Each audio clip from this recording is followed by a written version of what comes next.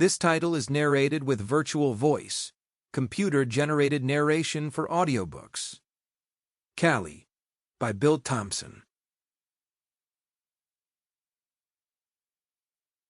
Thompson.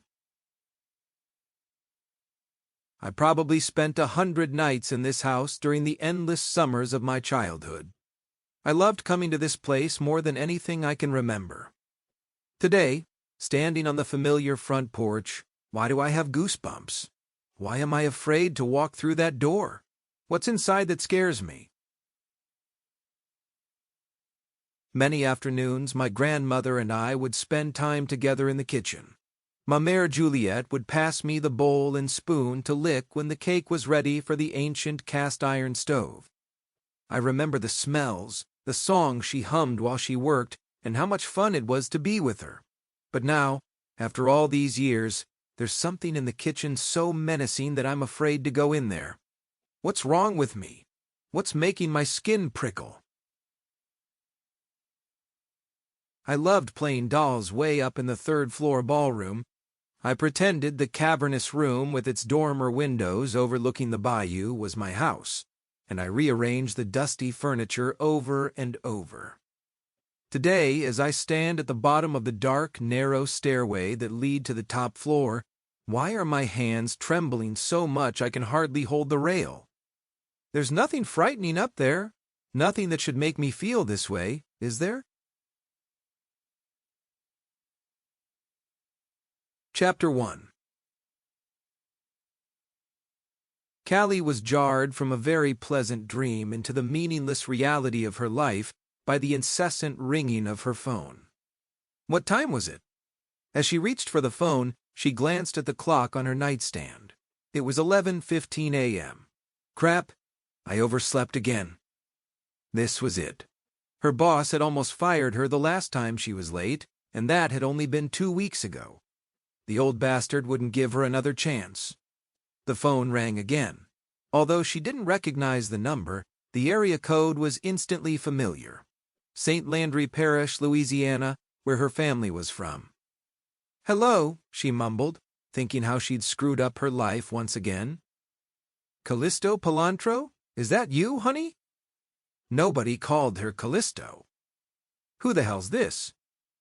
Well, I know now I've reached the right party, a silky, smooth voice said in a southern accent much like her own. "Your mama never did teach you any manners, now did she? This is your dear old Uncle Willard, darlin'.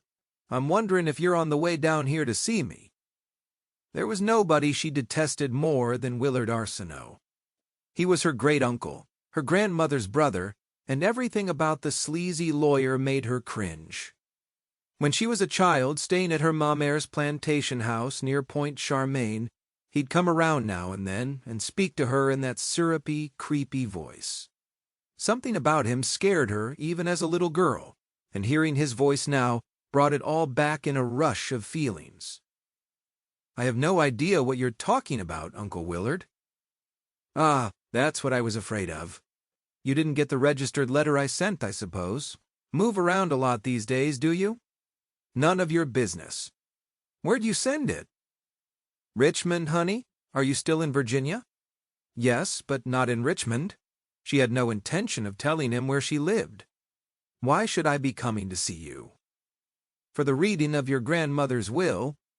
Callie's grandmother, Juliette Arsenault, had borne an illegitimate child she named Simon Palantro.